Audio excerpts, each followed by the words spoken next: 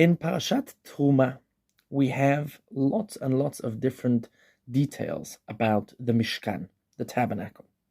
And at the very center of the tabernacle was the Holy of Holies. And inside the Holy of Holies was the Aron HaBrit, the Ark of the Covenant.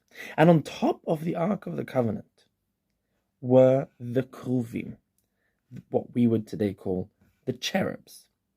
Now, when we read through the verses about these Kruvim, there's a fascinating term that is used here that caught my attention.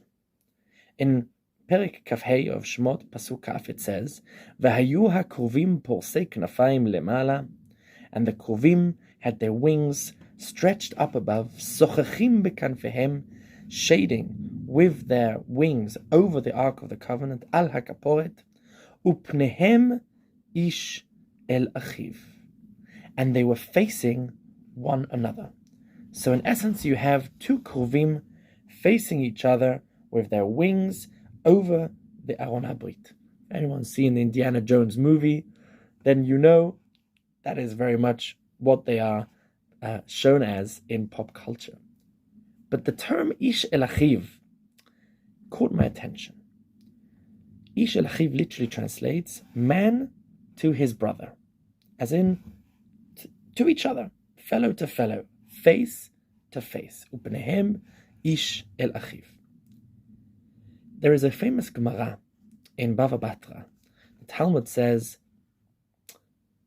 when the Jewish people were in a good relationship with God, or as it says, Bizman sheYisrael osim retzono shel makom, when our relationship is healthy between us and the Almighty, then the Kruvim were facing each other.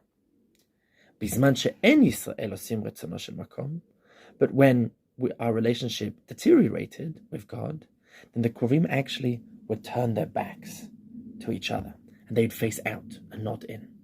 There's something very, very beautiful about this, because it represents a deep truth in human relationships. The ability to face someone, to look them face to face, is often dependent on the relationship being positive. And very often, if someone turns their back on you, that represents a certain cold shoulder. That's the source of the term cold shoulder. But how does this connect with the phrase Ish el Achiv?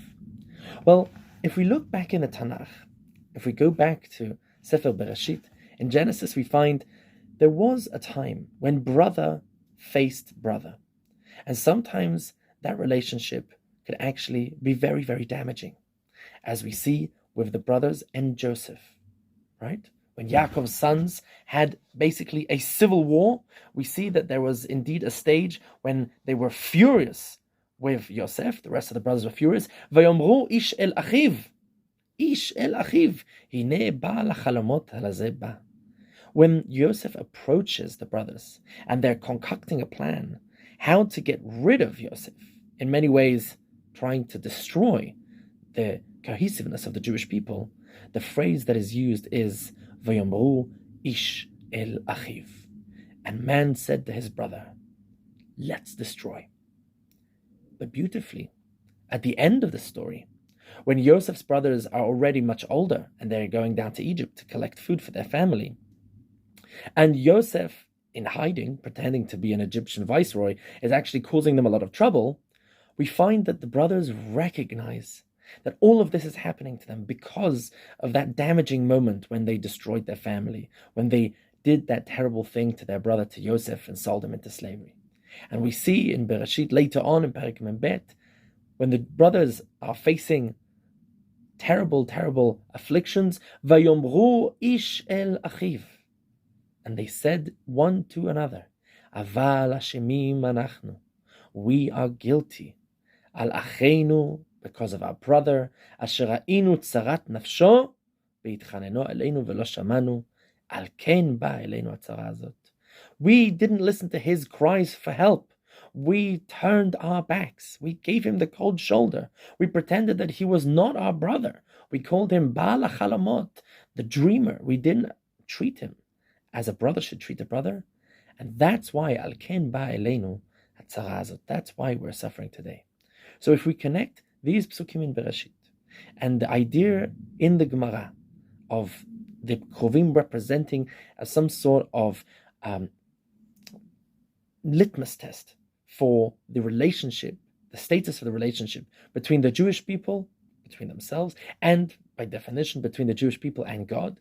If the Jewish people are at each other's throats, then by definition God has no interest in dwelling among them.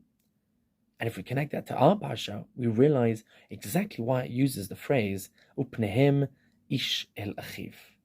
What do the Kruvim represent? The Kruvim are at the Holy of Holies. They are at the deepest position, the point, the focal point of Ben Adam Lamakom, between man and God. This is where man and God literally meet, at the Aron HaBrit. And yet there is the need for unity. You cannot approach Ben Adam Lamakom through the Kruvim, like some sort of radar antennae. You cannot approach God into the Ark of the Covenant through the Shekhinah. It says that God spoke from between the Kruvim. That is the gateway, like the angels and the entrance to Gan Eden. You cannot enter into the realm of God and the relationship of God if there is disunity. If there is no Ben Adam Lechavero, there cannot be Ben Adam Lamakom. And so, Bezrat Hashem, I give us all a bracha this week, and this month, and this year. I think the Jewish people is very much in a healing process, understanding that we need to be Upnehem ish el Achiv. Because we turned our backs on each other, we faced quite a lot of difficulties, and I give us a bracha that we learn to be, again, Upnehem ish el Achiv, in unity. Shabbat Shalom.